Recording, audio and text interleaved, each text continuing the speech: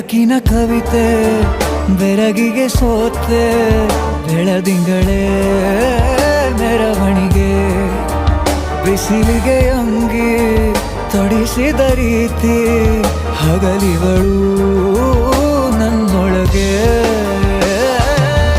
ಹತ್ತಿಯಂತೆ ಇವಳು ಈ ಮುದ್ದಾದ ಬೆಂಕಿನ ಗಂಟಾಕಿದಂತ ಶಿವ ಯಾರೋ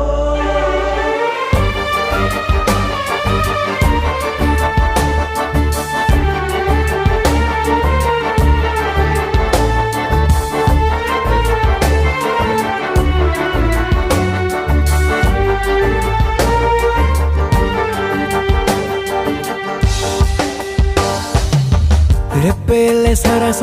ಸದಾ ಕಾಲ